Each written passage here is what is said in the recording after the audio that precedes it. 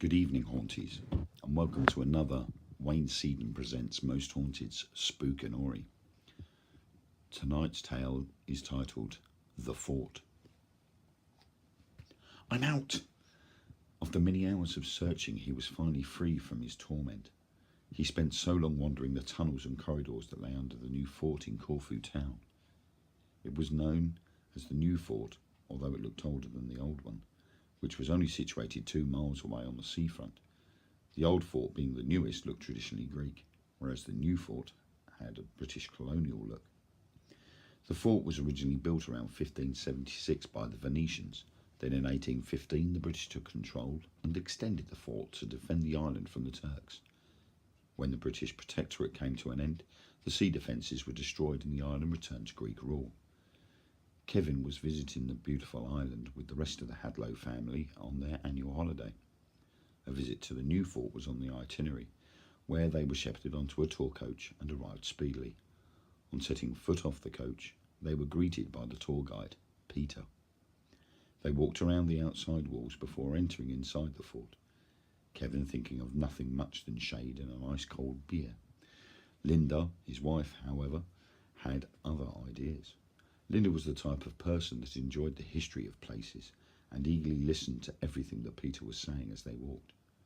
The children were happy larking about and poking each other as they walked along. Part of the guided tour led them underground into a network of tunnels that stretched far out and away from the buildings, a labyrinth of different sized tunnels, arched chambers, galleries, ventilation shafts, stairs and ramps. Kevin wasn't really interested in that boring old trollop, as he liked to call it, and as they moved closer to the tunnel entrance, he paused.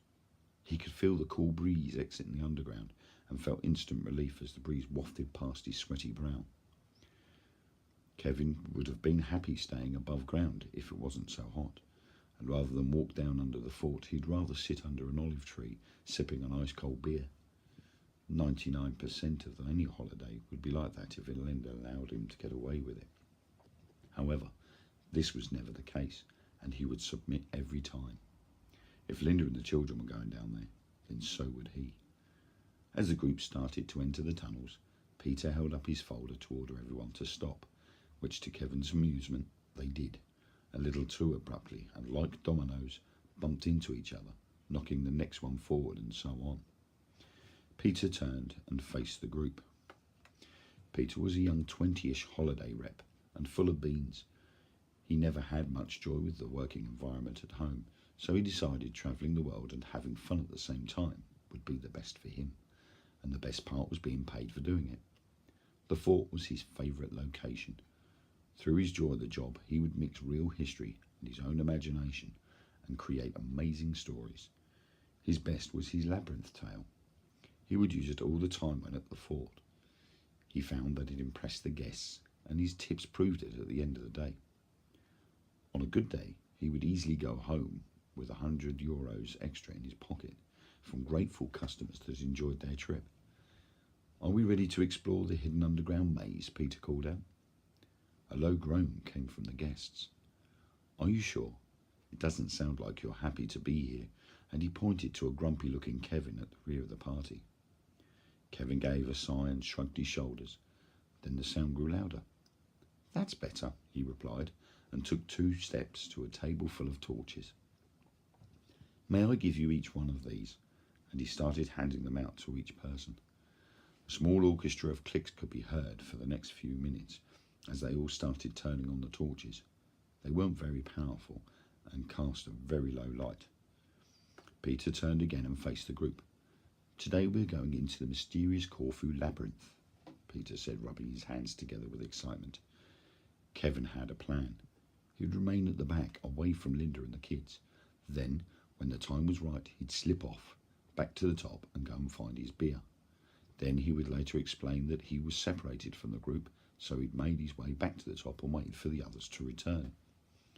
Linda turned directly at Kevin. He could feel the grimace daggers hitting him as he looked up. His suspicion was correct. Linda was giving him the evil stare, or the "don't you dare" stare. He gave her a half-hearted smile and carried on walking. The passageways were painted white to aid the low orange glow of the fitted lights, which helped to illuminate them a little further. In some places, the lights were broken and, like many things, had been left, so the light would disperse into darkness. Unless you had a torch, you didn't go into these places. The group came to an abrupt domino effect halt again. Peter pointed his torch to the ceiling and switched it on. Oddly enough, his torch was the best, as it was his own. The others were the company's, and the batteries were tired and gave out only a slight exhausted glow. A sudden burst of pure white light shot across the ceiling. Arms of brightness lurched into the gloom. From here on in, I have to warn you that some of the tunnels and entranceways are very low, and I'm required to warn, before we get into such section, to mind your head. I don't want the nymphs and goblins to take you away before the end of the tour. And he gave a little giggle. Kevin smirked to himself. Christ, this dickhead believes in fairies and shit. I really need to get out of this somehow.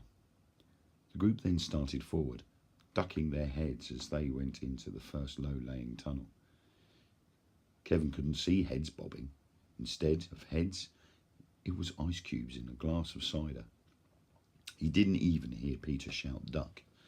Suddenly it was lights out for Kevin in every sense. His head made an abrupt contact with the ceiling of the tunnel with a sickening crack.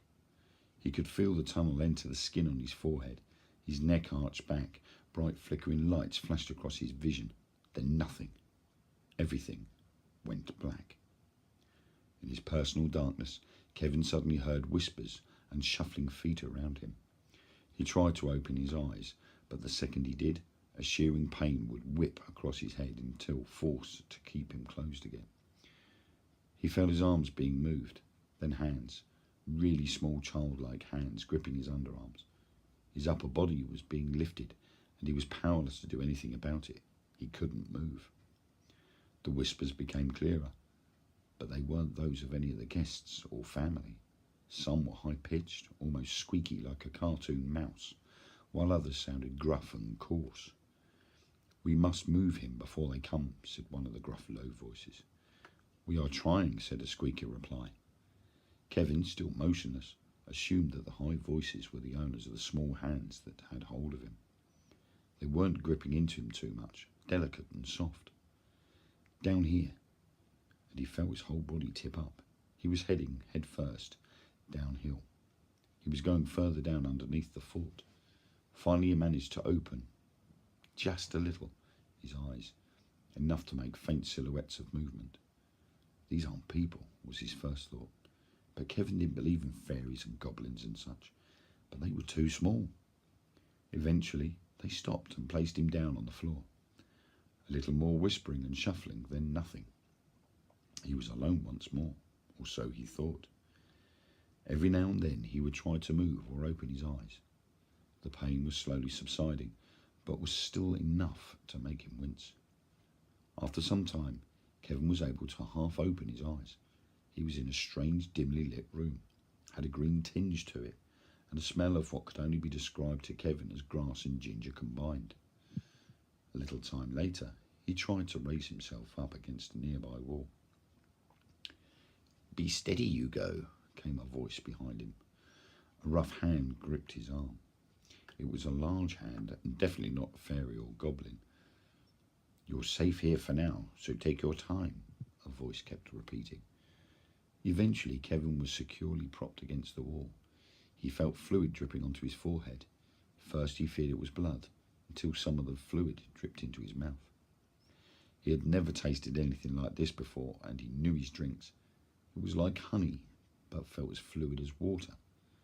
"This will help, a voice said. He turned his neck and saw what he could only later describe as a 9-foot man made of plants, with arms and legs with eyes, staring right back at him. "Who are you?" Kevin called. Kevin wanted to burst out laughing when he got the reply. "One." Such a strange name, Kevin thought. "We must go, they are coming," and pointed out at the passage they were in. Further down, and slightly veering off to the left, Kevin could see a faint red light. As he watched, the light spread and grew brighter. "Where do we go?" Kevin whimpered. The sight was scaring him and he wanted out. But where was out? Small hands grabbed him and pulled him up. Where did these come from? When Kevin turned, they were coming from the plant man. Long tentacle-like arms were spreading out from all places, and the voices, he couldn't tell where from, but probably from this thing too. Okay, I'm up, and Kevin stood up, staggered a little and found his footing. His eyesight returned. The plant man wasn't a plant at all. Once his eyes tuned into the odd surroundings, he could see that the plant man was made from dozens of little people. This must have been the ones that brought me down here, Kevin thought. We did, came a reply from all round him. These beings had divided into their real form, and to Kevin's surprise they were little people that very similar to fairies in a fairy tale books, but without wings. Kevin wasn't really ever any good at mythical beings. You are not safe, came a voice from one of the figures floating towards him. They want you and need you. The figure stopped right in front of Kevin. Kevin, no longer shocked by the appearance of them, raised his hands. Who? The spirits, one replied. They need you to escape. They are trapped, and without you and others, they cannot. And the figure clasped Kevin's hand. Suddenly, a flashing cinema of pictures ran through his mind. These beings were telling him a story of these ghosts and who they were. After a minute, the images ceased. Kevin understood fully what was going on. His heart was racing and energy was pulsing through him. It was his fight or flight response. Only flight was winning. The ghosts were evil souls that had been trapped in the labyrinth for the evil wrongdoings committed on others. They would be drugged, then placed at the furthest point away from the maze entrance. When they awoke, they were tasked with getting out. If they made it back to the entrance, they'd be awarded their freedom. If they didn't, they would have to spend an eternity wandering the labyrinth. All that were placed in never made it out, and their restless souls roamed, looking for the living to take their place. My family are down here somewhere, Kevin shrieked. A small being approached. They are fine as long as they have light. The ghosts cannot go into the light without a host. There is loads of places in here that have no lights. They're not safe. And Kevin started frantically looking in all directions for a way out. 1 or 2 footsteps in one direction, turned, then 2 or 3 in another. He heard a growl from down the tunnel with the red light. Now the light was pulsing. This way, and Kevin was shoved down a tunnel with brute force. As he was led away, he turned just as the first ghost turned the corner into Kevin's view. A grossly deformed figure floating in the passageway, chunks of flesh dangling from it. It was hard to make out any facial features, but Kevin knew that at one point this thing was alive and human. He wanted out. He would have to trust these others and go in whatever direction they were leading him. All he could think about was Linda and the kids. They passed an intersection in the network. Little did he know he was going to come face to face with one of them.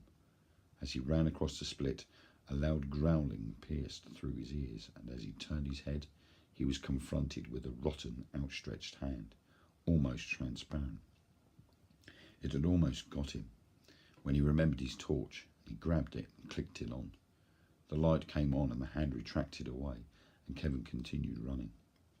Suddenly he noticed he was on his own again. The other beings had gone. The end of the corridor he was now running along was gently filling up with pale orange light. The growling returned, but more than one. He was starting to struggle. He was running uphill. The weird flooring had stopped and was running on gravel. He looked behind him. The ghosts were gaining on him. He needed to move faster, but he couldn't. He was too tired and was starting to slow down. The uphill gradient was too much. He tripped and sprawled head first towards the ground. Stumbling about, he dropped his torch. "I'm not stopping for that," he shouted. "The tall company can swivel for it." And to his surprise managed to gain his footing. He could see an exit sign. He was heading in the right direction, hopefully. Curiosity got the better of him and he turned to look again. They were right on him, centimetres, maybe less, and they would have him. Suddenly there was a high-pitched screaming. Kevin looked behind again to see the ghosts had stopped chasing. They were motionless and staring right at him with hollow, lifeless eyes. The light had stopped them dead in their tracks. As he made his way closer to the exit, Kevin noticed the smell of grass and ginger had returned. As he ran out into the open, stumbling into Linda and the guests, horrified at Kevin's rough appearance, he shouted, "I'm out!" Then a whisper entered his head. "We are the dark. We are the light. We are one." The end. Thank you for listening to this evening's Most Haunted Spookinory. Good night.